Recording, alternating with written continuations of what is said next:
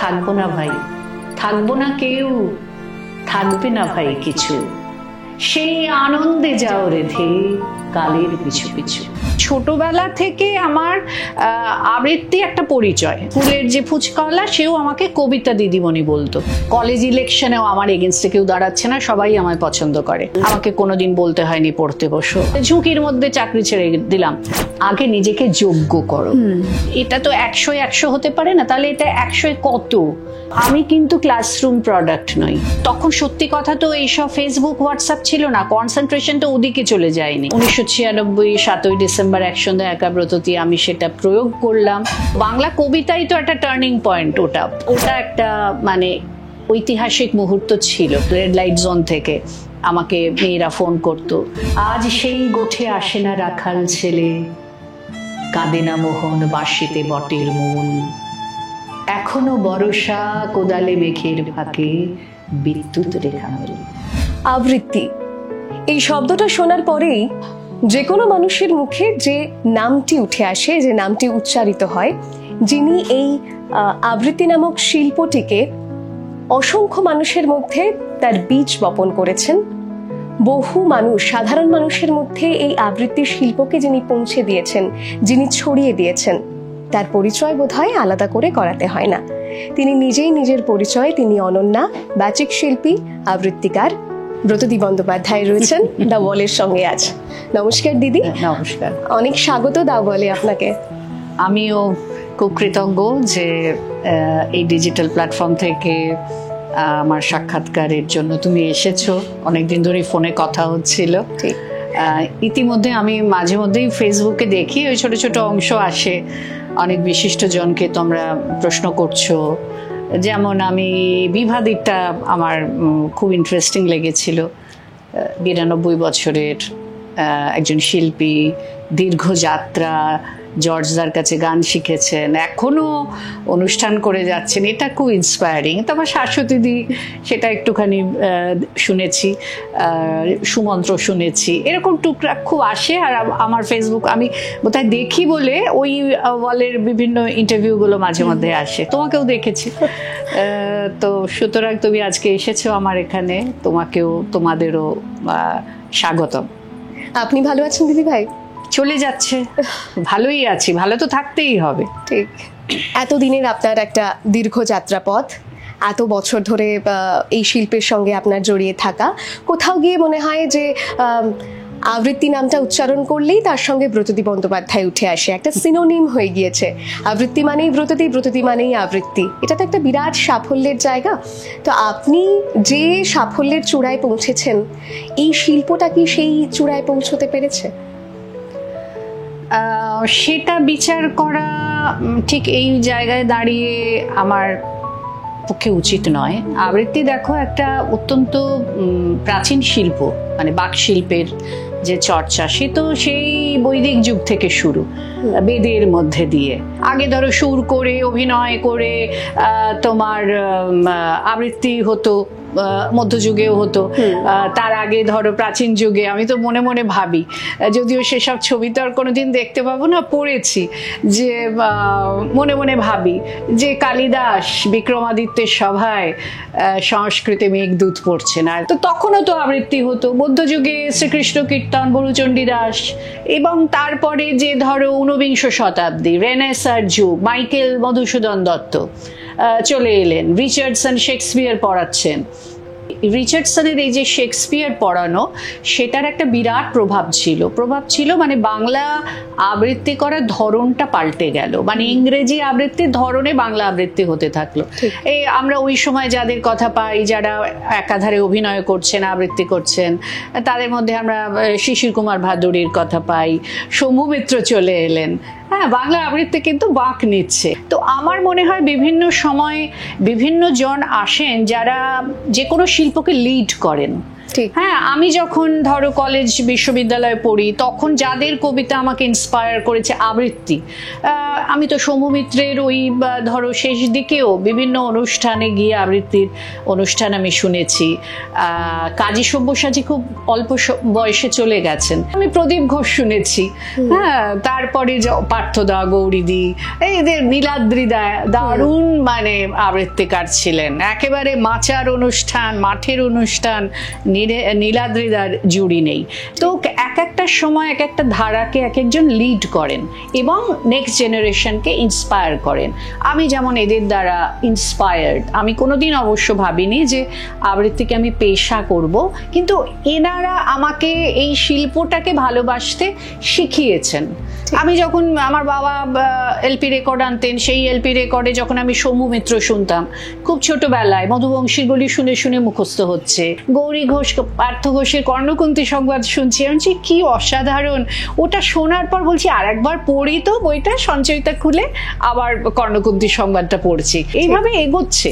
তো আমার মনে হয় এই শিল্পেরও একটা খুব মানে প্রাচীন কাল থেকে এই সময়ের অবধি একটা খুব কি বলবো, খুব গৌরব করার মতো যাত্রা আছে। এবং আমি নিশ্চয়ই আশা করব একজন আবৃত্তির শিক্ষার্থী, শিল্পী, সব কিছু হিসেবে, এবং আমি এটা আমার পেশা, সুতরাং আরও বিশেষ করে আমি এই শিল্পের উপর নির্ভরশীল। তো আমি নিশ্চয়ই আশা করব যে আগামী দিনে এটা আরও উচ্চতায় পৌঁছবে। আবৃত্তি শিল্প, কবিতা, এই বিষয়টা তো এলিট ক্লাস কিছু মানুষের মধ্যে সীমাবদ্ধ ছিল, সেই জায়গা থেকে আপনার হাত ধরেই কোথাও বহু মানুষের মধ্যে সেটা ছড়িয়ে দেওয়া, কোথাও আপনিই ছড়িয়ে দিয়েছেন বলে আমাদের ধারণা বা আমাদের মনে হয়, আমরা দেখেছি। তো সেই জায়গা থেকে আপনার সেই গ্রুমিংটা, সেটা তো রাতারাতি সম্ভব নয়, এটা একটা দীর্ঘ প্রসেস। সেইটা আপনি নিজেকে গ্রুমিং করেছেন কিভাবে?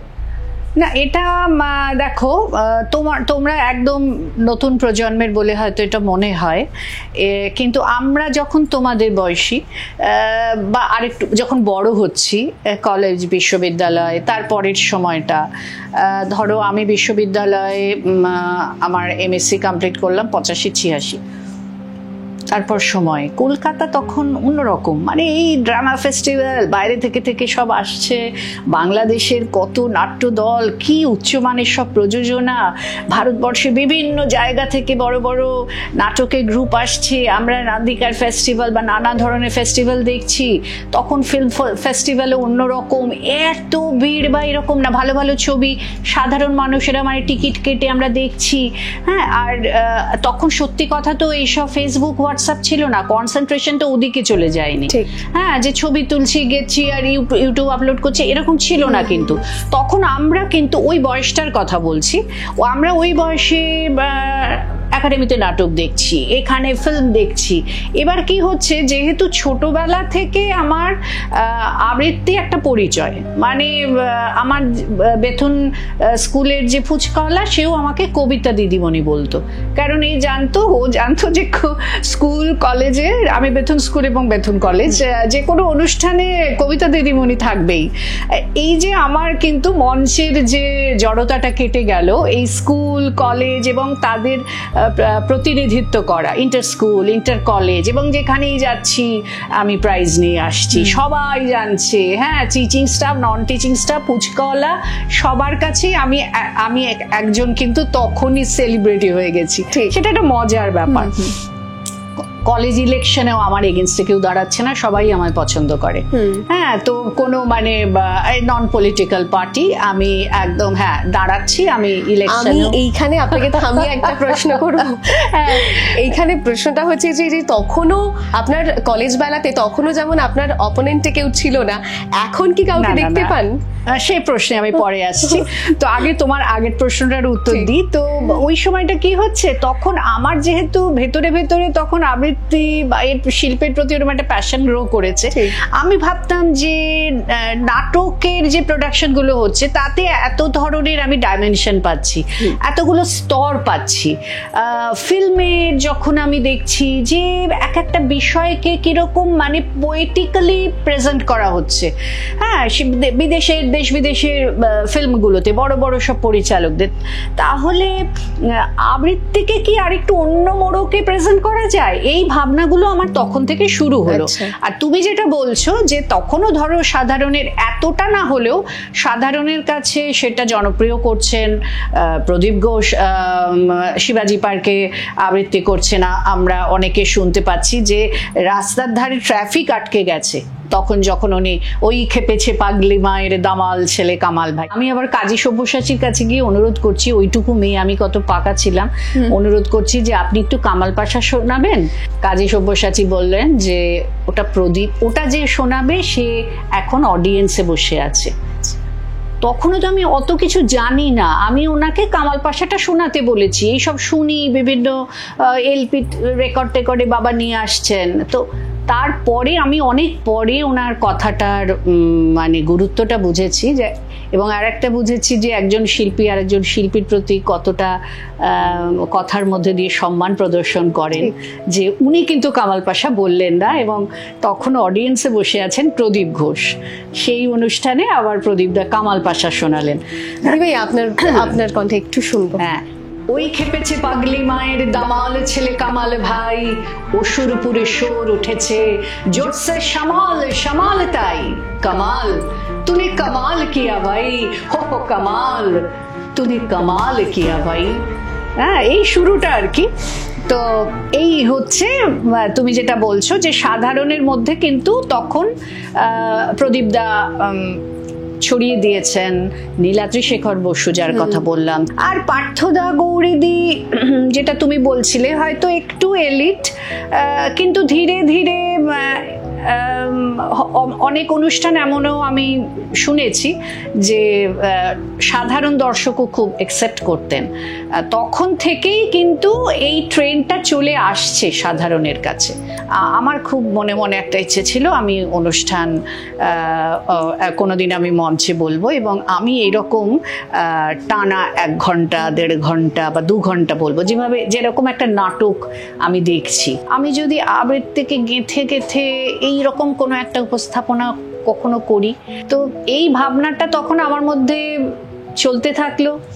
এবং 1996 7ই ডিসেম্বর একসন্ধ্যা একাব্রততে আমি সেটা প্রয়োগ করলাম, আমার ভাবনাটা।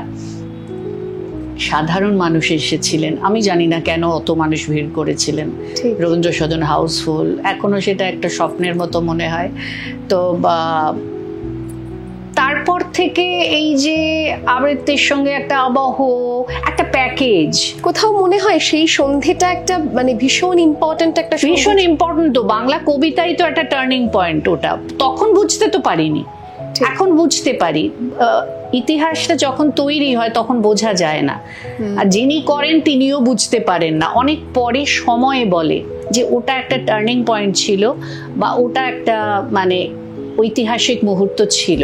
এখন বুঝতে পারি এত অসংখ্য যারা আবৃত্তি নিয়ে চর্চা করেন, এত অসংখ্য আবৃত্তির স্কুল সবাই চর্চা করেন, তো তারা কিন্তু ওই ট্রেন্ডটা ধরেই এগোচ্ছেন, মানে এটা কিন্তু মানুষ অ্যাকসেপ্ট করলো। এমন নয় যে প্রতি অনুষ্ঠানে আমি লাইট সেট এসব নিয়ে করছি, একেবারেই করি না। তো এভাবে ওই বহু অনুষ্ঠান, এবং সেটা সাধারণ মানুষের কাছে পৌঁছলো।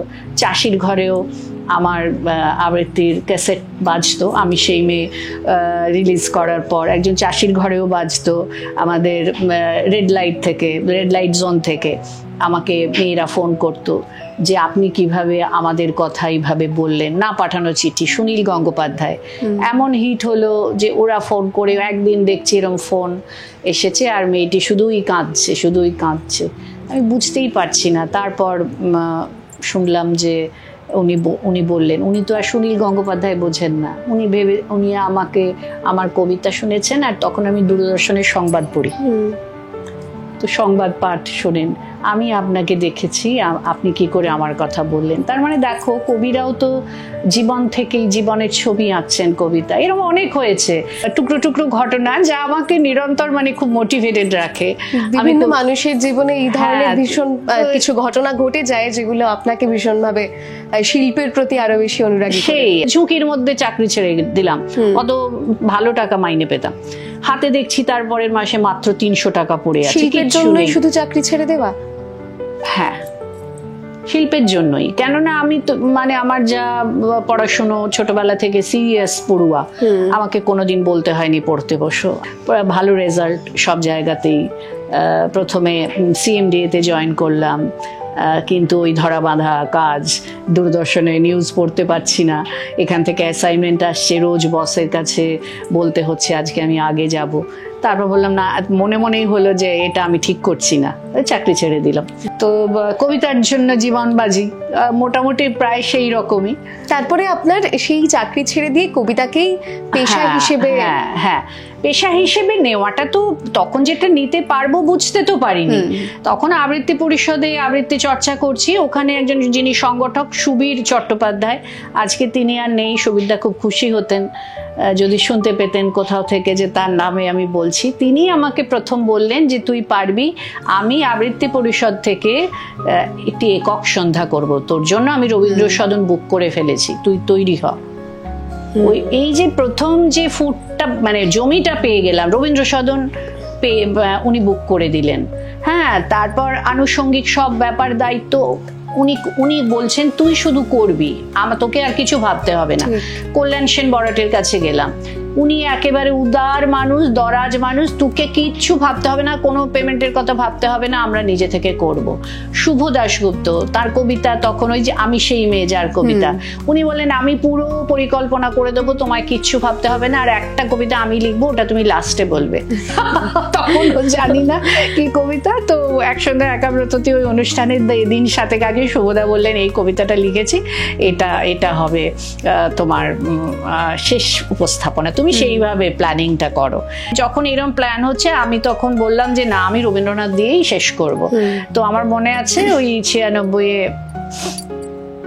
শেষ আবৃত্তি আমি যেটা করেছিলাম, থাকবো না ভাই, থাকবো না কেউ, একটু শুনি দিদি ভাই। থাকবে না ভাই কিছু, সেই আনন্দে যাও রে চলে কালের পিছু পিছু, অধিক দিন তো বইতে হয় না শুধু একটি প্রাণ, অনন্তকাল একই কবি গায় না একই গান, মালা বটে শুকিয়ে মরে যে জন মালা পরে, সেও তো নয় অমর, তবে দুঃখ কিসের তরে, থাকবো না ভাই, থাকবো না কেউ, থাকবে না ভাই কিছু, সেই আনন্দে যাও রে ধীর কালের পিছু পিছু। তা আমার সেই কক অনুষ্ঠানের সামনে তখন পার্থদা গৌরীদি বসে, আমি মনে করতে পারছি। আর সেটা উদ্বোধন করে দিয়েছিলেন সেই অনুষ্ঠান সুচিত্রা মিত্র, আমি যার কাছে গান শিখেছি, সুনীল গঙ্গোপাধ্যায়, যার কবিতা আমাকে অনেক স্বীকৃতি দিয়েছে, যার কবিতার আবৃত্তি। বিষয়টা হচ্ছে যে আপনার হাত ধরেই তারপরে থেকেই একটা বাণিজ্যিকরণ শুরু হলো কি আবৃত্তি জগতে? একটা কোথাও মনে হয় যে আপনার হাত ধরে অবশ্যই সেটা হলো, কেননা আমি যা করেছি না, আমি কিছু মানে এরকম যে বাণিজ্যিকরণ করব ভেবে কিন্তু করিনি। তা আপনার আগেও যাদের কথা আপনি বলছিলেন এতক্ষণ, প্রদীপ বাবুর কথা বলছিলেন, পার্থ ঘোষ, গৌরী ঘোষ, তাদের কথা বলছিলেন, আবৃত্তি জগতে বাচিক জগতে তারা এক একজন স্টলওয়ার্ড। এখন তাদের পরে তাদের হাত ধরে নয়, বরং আপনার হাত ধরেই সেই বাণিজ্যিকরণটা শুরু হলো। আমার প্রশ্নটা এখানেই যে আপনার পরবর্তীতেও আপনি কিভাবে ভাবছেন যে এই শিল্প মাধ্যমকে পেশা করা যায়, কিংবা এর মাধ্যমে কেউ অর্থ উপার্জন করতে পারে? সেই একটা সময় তো অতটা এই ভাবনাটা ছিল না। আমি যেটা দেখলাম 96 একসঙ্গে একাব্রততির পরে, তখনও যে আমার একটা খুব একটা পেশা করে এটাকে নিয়ে এগোবো তা নয়, আমি নিজে যোগ্য হবার চেষ্টা করছি, এটাই আমার সবচেয়ে বড় কথা ছিল। আগে নিজেকে যোগ্য করো, এইটা একটা প্রোগ্রাম হিট হয়ে গেছে মানেই যে তুমি যোগ্য হয়ে গেছো তা নয়। এই যে একটা সেলফ অ্যাসেসমেন্ট সবসময় নিজের জন্য করেছি, যে আমি কতটা যোগ্য, হ্যাঁ, আমি সেই কথাই আপনাকে বলছিলাম যে ওই সন্ধ্যের পরেও তো একটা গ্রুমিং প্রসেস ছিল। এটা একটা হ্যাঁ গ্রুমিং প্রসেস, মানে আমি এই সন্ধ্যের পরে তখন সেই সময় আমি দেখলাম ওই সুবীর দাই বোধহয় সমস্ত কাগজটা সাংবাদিকদের বলেছিলেন, সমস্ত কাগজে যে অসংখ্য আমার যে রিভিউজ বেরিয়েছিল বড় বড় ছবি দিয়ে, এখনো আছে সেই সব পেপার কাটিংস গুলো। তো সব জায়গায় এটা আমার উপরে একটু চাপ বাড়াচ্ছিল। আমি তখন কত বছর দায়িত্ব বেড়ে যাচ্ছিল, আমি তো তখন 32-33 এই বয়স। মানে ওই চাপটা নেওয়ার সেটাও একটা ব্যাপার, চাপটা নিচ্ছি। আর তারপর দেখছি অনুষ্ঠানের ফোন আসছে, আচ্ছা হ্যাঁ, যে এখানে আজকে পাচ্ছি, এখানে আজকে পাচ্ছি। তো তখন আমি মনে মনে ভাবলাম আমায় দুটো বিষয় ভাবতে হবে। একটা হচ্ছে আমার ফল্টগুলো কি কি। এই যে 2.5 ঘন্টা আমি অনুষ্ঠান করলাম, সবাই তো বলছে দারুণ দারুণ এরকম, কিন্তু আমার ফল্ট কিন্তু দেখতে হবে। এটা তো 100 হতে পারে না, তাহলে এটা 100 কত? এটা কি 60? এটা 65? এটা 75? এই ব্যাপারটা আমাকে ঠিক কোন মানে মানদণ্ডে এটা নির্ধারণ করা যায় না। আমি এটা যেমন রেকর্ডিং হলো, আমি আপনার কথা তো একেবারেই বলছি না, আমি সরিয়ে রেখে আমি সাধারণের কথাও এই বিষয়টাতে একটু প্রশ্নটা করছি যে আপনি যখন দেখেন, এবং অনেকেই এখন দেখেছি স্টেজ থেকে নামার পরে একটা পিঠ চাপড়ানো একটা ব্যাপার থাকে যে ওফ দারুণ হয়েছে দারুণ হয়েছে, এই বিষয়টাকে আপনি কিভাবে দেখেন? এটা পজিটিভ দিক যথেষ্ট আছে, এই ইন্সপিরেশনটা খুব দরকার আছে, কিন্তু এটাকেই মানে সব পাওয়া ধরে নিলে হবে না, যেটা আমি নিইনি, যেটা আমার বাবা মা আমাকে নিতে দেননি কখনো। আমার বাবা মা, বিশেষ করে মা, সব সময় বলতেন যে কখনো প্রশংসা করতেন না আমার। আচ্ছা, হ্যাঁ, এখনকার বাবা মারা যেমন খুব সবসময় বাচ্চাদের প্রশংসা করে, আমার মনে হয় যে সবসময় আমাকে এইটাই বলতেন যে খুব ভালো হয়েছে, কিন্তু তুমি দেখো যে আরো কিভাবে ভালো করা যায়। হ্যাঁ, বা এই যে আমার মেয়ে দারুণ বলে এরম বলে, আমার মা শেষ দিন অবধি সেটা বলেননি।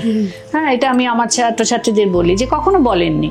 তো সেটা একটা প্লাস পয়েন্ট। টেলিভিশনে যখন খবর পড়ে বাড়ি আসতাম, আমার মা রোজ আমার নিউজ পড়াটা দেখতেন। আজকে তোমার এই জায়গার উচ্চারণটা ঠিক ছিল না, আজকে তোমার চুল আঁচড়ানোটা ঠিক হয়নি, আজকে তোমার চোখের পাতাটা বেশি পড়েছে, আজকে তোমার আঁচলের এই জায়গাটা টান টান ছিল না। প্রতিটি দিন আমার সেটা মানে আপনি সেটা মানে ফলো করতেন নাকি রাগ না?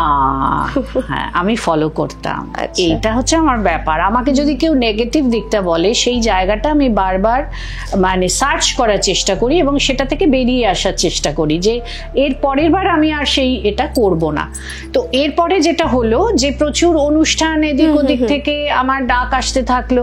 আমি দুটো জিনিস ভাবলাম যে তখন তো আমি চাকরি ছেড়ে দিয়েছি, আমি এটাকে তখনও ভাবছি করতে পারবো কি পারবো না। আমার বয়সটা আছে, হয়তো তাহলে আমি অন্য জবেও জয়েন করতে পারি যদি আমি কোনোভাবে আমার জীবিকা আমি এর মধ্যে দিয়ে জীবিকার পথটা খুঁজে না পাই। তো আমি দুটো জায়গায় স্টিক করলাম। একটা হচ্ছে যে কোনো একটি অনুষ্ঠানে আমায় যখন আমন্ত্রণ জানানো হবে একজন সঙ্গীত শিল্পীকে এবং আবৃত্তি শিল্পীকে, আমি বললাম সঙ্গীত শিল্পীর জন্য যদি 1 ঘন্টা থাকে, আমার জন্যও কিন্তু 1 ঘন্টাই রাখতে হবে। আমি কিন্তু 10-15 মিনিট করব না, 1 নম্বর। 2 নম্বর হচ্ছে, আর আমি জানি একজন সঙ্গীত শিল্পী তার অনেক হ্যান্ডস থাকে, তাদের জন্য মানে যিনি উদ্যোক্তা তাকে অনেক বেশি রেমুনারেশন দিতে হয়, কিন্তু আবৃত্তি শিল্পী এবং সঙ্গীত শিল্পী সেই জায়গাটায় কিন্তু রেমুনারেশনের ব্যাপারে একটা ব্যালেন্স থাকতে হবে। হ্যাঁ, যে খুব সহজে আমি অ্যাভেলেবল হয়ে গেলাম, এটা আমি হব না। তা এই যে মানে, এবং তার জন্য অনেক অনুষ্ঠান আমি ছেড়ে দিয়েছি প্রচুর, না এতে হবে না, না আমি এটাতে যেতে পারবো না, অনুষ্ঠানটা করবে না। একজন সুবিধা হয়তো বলছে অনুষ্ঠান করবি না, আলাম না তুই এত অনুষ্ঠান ছেড়ে দিচ্ছিস, আলাম হ্যাঁ আমি ছেড়ে দিচ্ছি। কেন? আলাম আমি নিজেকে তৈরি করি যাতে আমি যেটা ডিমান্ড করছি সেটা যেন আমি পাই। হ্যাঁ, এখন তো আমি যদি এটা পেশা করি আমাকে তৈরি হতে হবে, তাই না? তো আমি এখন নিজেকে তৈরি করব। এই যে একটা জেদ আমাকে প্রথম থেকেই যে কোনো অনুষ্ঠান অ্যাকসেপ্ট করার পেছনে, যে আমি মানে এগ্রি করতাম না বা ছুটতাম না, সেটা কিন্তু অনেকটা আমাকে এই যে আবৃত্তি শিল্পের এই যে একটা কমার্শিয়ালাইজেশন হয়ে গেল, এবং আবৃত্তিকারীরা, আমি অন্যরা অবশ্য কি সাম্মানিক কতটা মানে পান আমি সেটা সম্পর্কে জানি না, কিন্তু তবু একটা জায়গা তৈরি হলো। ঠিক। হ্যাঁ, এবং এখন কি আপনার মনে হয় দিদিভাই যে আবৃত্তি এবং এই যে অন্যান্য শিল্প, গান বলুন, নাচ বলুন, বিভিন্ন মঞ্চে একই মানদণ্ডে তার বিচার হয়, কিংবা আপনার কাছে কি মনে হয় একই রকমের গুরুত্ব পায় সেই শিল্পটা, আবৃত্তি শিল্পটা সেই জায়গায় গেছে? দেখুন, দেখো এবার হচ্ছে যে অন্য শিল্পীদের ক্ষেত্রে এই ব্যাপারগুলো এত সেন্সিটিভ, এগুলো নিয়ে তো আলোচনা করিনি কখনো। বন্ধুস্থানীয় যে শিল্পীরাও আছেন, এই বিষয়টা নিয়ে আলোচনা হয়নি। তবে আমার মনে হয় হয়তো অনেক ক্ষেত্রে হয় না, আবার অনেক ক্ষেত্রে হয়তো হয়। হ্যাঁ, কিন্তু অনেক ক্ষেত্রেই হয় না। এই জায়গাগুলো কিন্তু আদায় করে নিতে হয়, তার জন্য যে ছাড়তে হবে। তো আমি যদি ছাড়তে না পারি, তো আমি তো সেই জায়গাটা অ্যাচিভ করতে পারবো না। আর আমি একটা সবসময় বলি, কিছু পেতে গেলে কিছু ছাড়তে হয়, সব আমি পেয়ে যাব এটা হয় না। নিজেকে যে সাফল্যের চূড়ায় পৌঁছেছেন, নিজেকে তৈরি করেছেন, একটা গ্রুমড হয়েছেন, এবং এই যে পরিচিতি আবৃত্তি মানে ব্রততী বন্দ্যোপাধ্যায় এবং তার বাণিজ্যিকরণ সব মিলিয়ে যে সাফল্য, সেই সাফল্যের চূড়ায় এর পরবর্তীতে আর কাউকে দেখতে পান আপনি? আমার মনে হয় ওই যে বললাম, আবৃত্তি শিল্পের একটা অতি প্রাচীন পরম্পরা আছে। আমার ধারণা নিশ্চয়ই কেউ এসে এটা আগামী দিনে আরো এগিয়ে নিয়ে যাবেন। আপনার চোখের সামনে এই মুহূর্তে দেখো, আমি যে জায়গাটায় আছি সবাই অত্যন্ত শ্রদ্ধা করেন। দিদিভাই, সবার আমি দিদিভাই, শুধু আমার সরাসরি ছাত্রছাত্রীদের নয়, আমি সকলেরই দিদিভাই। আমি এমন কারণ নামই এখানে উল্লেখ করতে চাই না যাতে অন্য কেউ দুঃখ পায়, সেটা তো বলা ঠিক নয়। তো আমি স্বপ্ন দেখি, অনেক কিছু স্বপ্ন দেখেছি, আর অনেক কিছু সফল হয়েছে, অনেকটাই সফল হয়েছে আমার স্বপ্ন। আমি কোনোদিনও ভাবিনি যে এই আবৃত্তি শিল্পের হাত ধরে আমি সব কটা মহাদেশ ট্রাভেল করব, এত মানুষ আমায় ভালোবাসবেন, পৃথিবীর যে প্রান্তে বাঙালিরা আছেন, বাংলাদেশে এই বাংলারই বা ওই বাংলার যে কোনো বাংলার মানুষ আছেন, বাংলা ভাষাভাষী মানুষ আছেন, তারা আমার নাম জানেন। এর চেয়ে বড় আর ঈশ্বরের আশীর্বাদ কি আছে? হ্যাঁ, তো বাবা মা বলতেন যে পৃথিবীতে এসেছো, একটা কিছু ছাপ রেখে যেও। তো এইটাই প্রাপ্তি, যে প্রতিটি বাঙালি তিনি আমার নাম এক ডাকে জানেন। রাস্তা ট্রাফিক পুলিশও দাঁড়িয়ে থাকেন যে আমরা একটু রবীন্দ্র সদনে আবৃত্তি করছি ওপেন এয়ারে বাইরে। তো আমার পরে আমি একজনের কাছ থেকে শুনেছিলাম যে ওখানে যিনি ট্রাফিক পুলিশ, উনি বলছেন এখন ব্রত দিদির আবৃত্তি ওটা আমি শুনে এসে ডিউটি করছি, মানে এইরকম আর কি। তো আমি চেয়েছিলাম যে ট্রাফিক পুলিশ থেকে রাষ্ট্রপ্রধান সবাই কাছে আমি যেন পৌঁছতে পারি। সুতরাং আমার শিল্পটার প্রতি আপনার সেই ভালোবাসা, এই পরিসরটাকে আমি বাড়াতে চেয়েছিলাম, যে সবাই চাষির ঘরেও বাজুক, সোনাগাছির যে মেয়ে জীবনে নানা রকম ঘাত প্রতিঘাতের মধ্যে দিয়ে তার জীবনটাকে এগিয়ে নিয়ে চলেছে, সেই মহিলা যিনি রান্নার কাজ করেন, বাসন মাজেন, একজন মহিলা। আমি দমদমে একটি অনুষ্ঠান করতে গেছি, তো সেই সূত্র ধরে তোমায় বলি, এগুলো এত মানে তোমার সঙ্গে আলোচনা করতে বসেছি বলে মনে হয়। তো অনুষ্ঠানের পরে আমায় উদ্যোক্তা বলছেন, একজন ভদ্রমহিলা অনেকক্ষণ ধরে আপনার সঙ্গে দেখা করবেন বলছে, প্রচুর ভিড় আমাকে ঘিরে।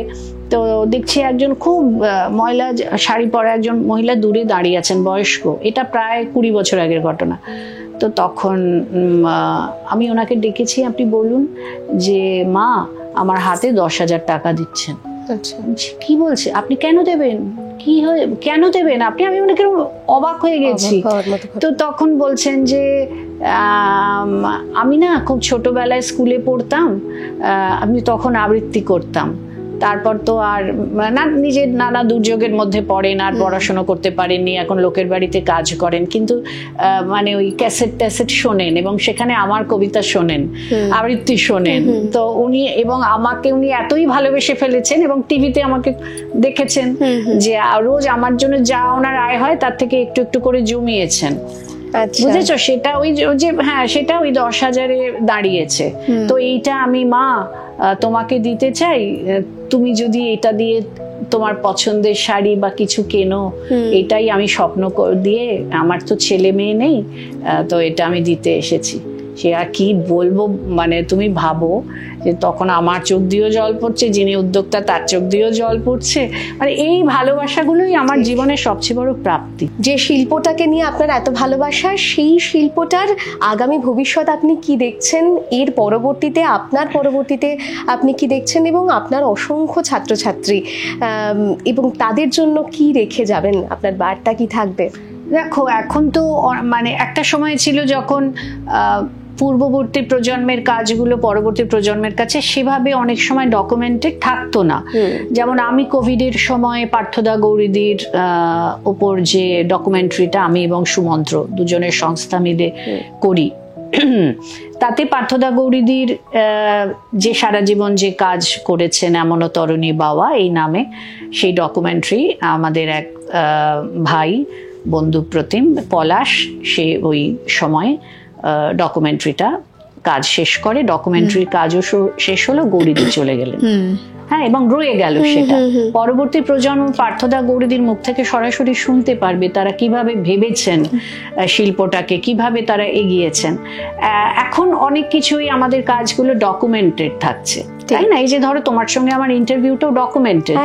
যারা আগামী প্রজন্ম, যারা আমার ছাত্রছাত্রী বা সরাসরি নয়, অনেক নেপথ্য ছাত্রছাত্রী আছে আমার, যারা রোজ আমায় মেসেজ করে, হোয়াটসঅ্যাপ করে, বিভিন্ন জায়গায় দেখা হয়, তো তারা বলে দিদি ভাই আমরা আপনার কবিতা শুনে নিজেরা আবৃত্তি চর্চা করি, শুনে এরা চর্চা করেন। এই একটা কথা আমার মনে হয় যে দেখো, আবৃত্তিকে নিয়ে একটা জাগরণ তো তৈরি হয়েছে, এত আবৃত্তির স্কুল, এত ছেলে মেয়ে।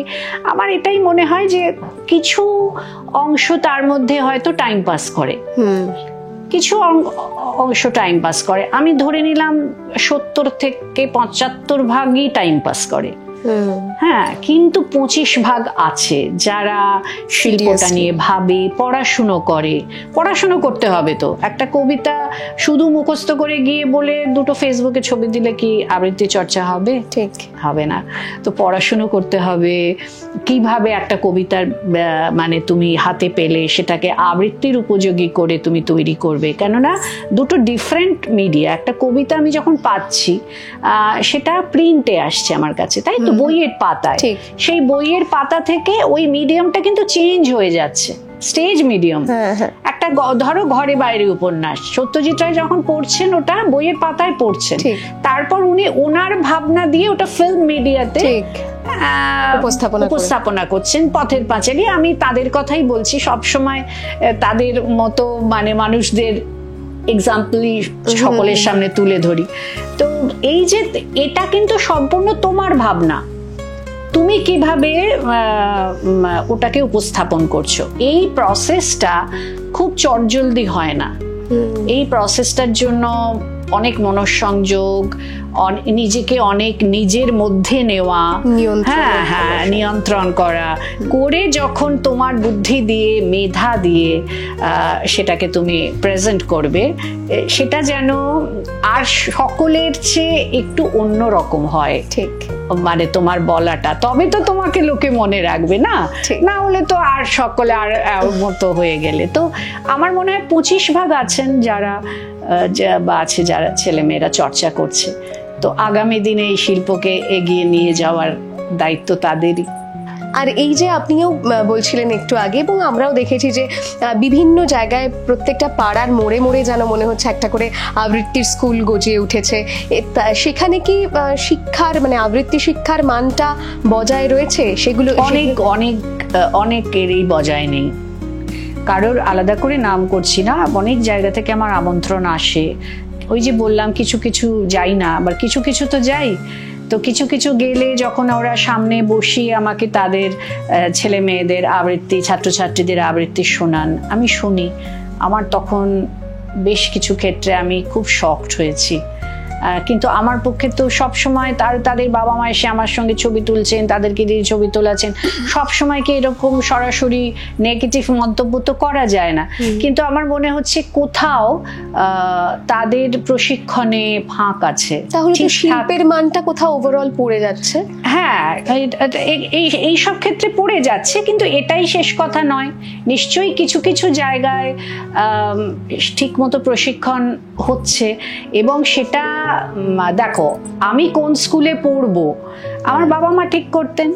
পরবর্তীকালে আমি কার কাছে আবৃত্তি চর্চার জন্য যাব বা আমি কার কাছে গান শিখতে যাব, আমার একটা নিজস্ব মতামত আছে। তো আমি তো তার কাছেই যাব যাকে আমার নির্ভুল বলে মনে হয়, যাকে মনে হয় যে তিনি আমাকে রাইট ওয়েতে গাইড করতে পারবেন, এবং তিনি সামগ্রিকভাবেই আমার প্রশিক্ষক। তো একজনের এগিয়ে যাওয়ার পথে একজন গুরুর খুবই বড় ভূমিকা আছে। যদিও আমি কিন্তু ক্লাসরুম প্রোডাক্ট নই, আমি কারোর কাছে কারোর কাছে শিখিনি। আমি কি অদ্ভুত ভাবে শিখেছি জানো সায়নী, আমি ওই আবৃত্তির আসরগুলোতে যেতাম, আমার প্রথম থেকে বাবা মা নিয়ে যেতেন, পরে বন্ধু বান্ধবদের সঙ্গে গেছি। আমি না পুরো এমনি করে টান টান হয়ে বসতাম, টান টান হয়ে বসে আমি ভাবতাম, আচ্ছা প্রদীপ দা মাইকটা এইভাবে কি করে ব্যবহার করছে, মাইকটা একদম মুখের সঙ্গে লাগিয়ে কেন ওনার কোনো ফ্লপ আসছে না, ওটা আমি বোঝার চেষ্টা করতাম। জগন্নাথ দা শ্রুতি নাটক, রেডিও নাটক করছেন, উর্মিদি, জগন্নাথ দা, শাওলিদি, কাজল চৌধুরী রবীন্দ্র সদনে, কি অবলীলায়, মানে মনে হচ্ছে ফিল্মে ছবিটা পুরো দেখতে পাচ্ছি, কিভাবে কণ্ঠস্বরটা কোন অ্যাঙ্গেল থেকে কি ব্যবহার করছেন, কোথায় মনে হচ্ছে উনি ঘোড়ার ওপর ছুটছেন, কোথায় মনে হচ্ছে উনি জলে সাঁতার কাটছেন। এই যে বিভিন্ন মাইক্রোফোনের বিভিন্ন অ্যাঙ্গেলটা, তাদের অভিনয়টা বোঝে আমি কণ্ঠের নিয়ন্ত্রণটা বোঝার চেষ্টা করছি। হ্যাঁ, গৌরীদি এত পরিষ্কার উচ্চারণগুলো, এটা কি করে সম্ভব হয়? মানে এই যে প্রত্যেকটা ওই অনুষ্ঠানগুলো আমার কাছে ক্লাস থাকতো। হ্যাঁ, আমার এইটাও মনে আছে, গৌরীদি যখন ফোন করতেন বেশ কিছুক্ষণ ধরে কথা বলতেন, আর প্রতিটি কথা খুব নিখুঁত গোটা গোটা করে বলতেন। তো একদিন এরকম কথা বলছেন, বলার পরে আমি চুপ, আমি না, তারপর গৌরীদি বলছেন যে হ্যাঁ রে, হ্যালো, তুই আছিস, তুই তো কোনো রেসপন্স করছিস না। তা আমি বলছি যে আমি রেসপন্স করবো কি, আমি তো তোমার উচ্চারণগুলো শুনছি, তুমি এত সুন্দর করে প্রত্যেকটা কথা উচ্চারণ করছো, মানে কোথায় র র ঢ র স, প্রতিটি উচ্চারণ নিখুঁত, মানে ফোনেই। হ্যাঁ, তো সেটা আমি ওই যে শুনছি না, আমি কখন যেন আমি নিজেও শিখতে শুরু করেছি। আপনি যেমনটা বলছিলেন যে নাটকের কথা বলছিলেন, শ্রুতি নাটকের কথা বলছিলেন, এবং সেই সঙ্গে আবৃত্তিতে তো আমরা রয়েছি। সেই নাটক, শ্রুতি নাটক এবং আবৃত্তি সবটার মিশেলে একটা নতুন মাধ্যম যেটা ইদানিং দেখা যাচ্ছে, শ্রুতি দৃশ্যায়ন। এই বিষয়টাকে আপনি কিভাবে দেখেন? আমার মনে হয় যে এতে কি কোথাও আবৃত্তির নিজস্ব কৌলিন্য নষ্ট হচ্ছে, নাকি অন্য একটা দিগন্ত খুলে যাচ্ছে? দেখো, কৌলিন্য নষ্ট হচ্ছে বলে আমার মনে হয় না। নিশ্চয়ই এটা আর একটা ধারা, তবে এটা মানে খুব যে বাণিজ্যকরণ হওয়া সম্ভব সেইটা নিয়ে আমার একটা সংশয় আছে। কেননা এক্ষেত্রে তার প্রতিযোগী হয়ে যাবে নাটক। আচ্ছা, তাই না? ধরো একটা 1.5 ঘন্টার এই ধরনের শ্রুতি দৃশ্যায়নের উপস্থাপনা, তার সঙ্গে তার প্রতিদ্বন্দ্বী কিন্তু আর একটা, মানে ধরো কোনো নাট্য সংস্থার প্রযোজিত নাটক। এইটাই আমার মনে হয়। আর আমার তো ভালো লাগে, বিশেষ করে শঙ্খমালার কয়েকটি প্রযোজনা, বেশ কয়েকটি প্রযোজনা আমার খুবই ভালো লেগেছে। এবং সম্প্রতি যে সুভাষ মুখোপাধ্যায়ের জীবন নিয়ে যেটা করেছে শঙ্খমালা, আমার এত ভালো লেগেছে। এই যে ভালো লাগাটা কি, আমি সুমন্ত্রকে বলছিলাম যে আমি এসেই বাড়ি ফিরেই, আমার একটা অন্য কাজ ছিল, আমি বাড়ি ফিরেই সব সুভাষ মুখোপাধ্যায়ের বই বার করে আমি পড়তে শুরু করলাম।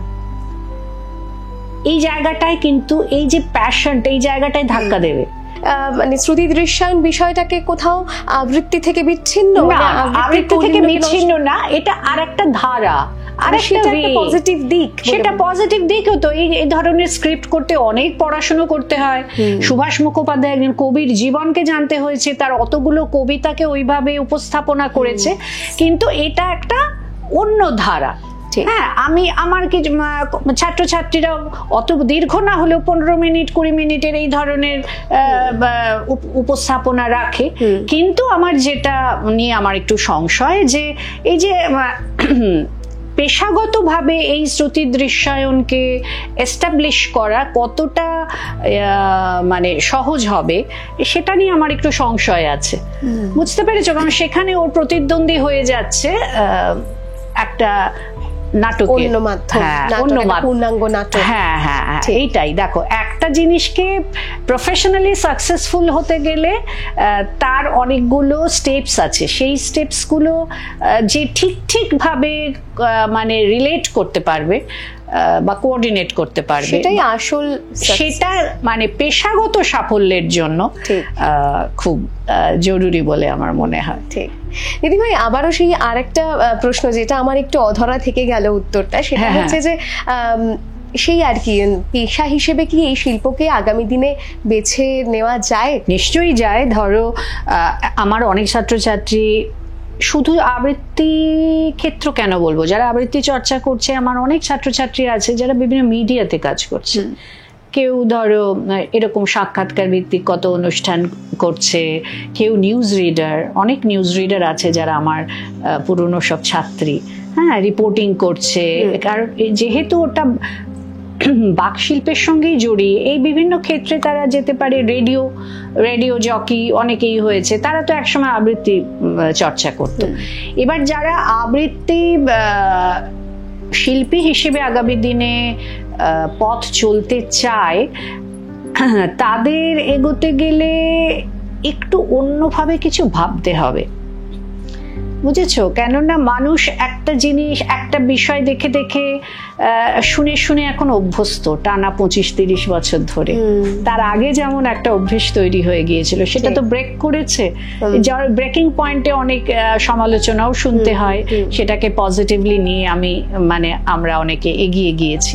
কিন্তু আবারও যাদের এগোতে হবে, এই ধরনের সাফল্যের পালক মাথায় তুলে নিতে পারবে, তবেই যখন তাদের উপস্থাপনায় একটু ভিন্ন কোনো অ্যাঙ্গেল ধরা পড়বে, ঠিক সেটা তাকে ঠিক করতে হবে। আর দেখো, সিটি গোল্ডের গয়নাও একই রকম দেখতে, সোনার গয়নাও একই রকম, বোঝা যায় না কোনটা সিটি গোল্ড আর কোনটা সোনা। হ্যাঁ, তো বোঝা যায় না। সাধারণ দর্শক যেটা মনে রাখেন, যেটাকে এগিয়ে দেন, সেটাই সোনা। তো আমরা দর্শক শ্রোতার ওপর অবশ্যই নির্ভর করি, তারাই বেছে নেবেন কোনটা সিটি গোল্ড আর কোনটা সোনা। আজ সেই ঘরে এলায় পড়েছে ছবি, এমন ছিল না আষাঢ়ে শেষের বেলা, উদ্যানে ছিল বর্ষা পীড়িত ফুল, আনন্দ ভৈরবী। আজ সেই গোঠে আসে না রাখাল ছেলে, কাঁদে না মোহন বাঁশিতে বটের মূল, এখনো বর্ষা কোদালে মেঘের ফাঁকে বিদ্যুৎ রেখা মেলে। দিদিভাই, অনেক ধন্যবাদ আপনাকে, আপনার ব্যস্ত শিডিউলের মধ্যে অনেকটা সময় দ্য ওয়ালকে দেওয়ার জন্য। আর আপনাদেরও অনেক ধন্যবাদ। সঙ্গে থাকুন, দেখতে থাকুন দ্য ওয়াল। ক্যামেরায় সৌম্যদীপের সঙ্গে সায়নী, দ্য ওয়াল, কলকাতা।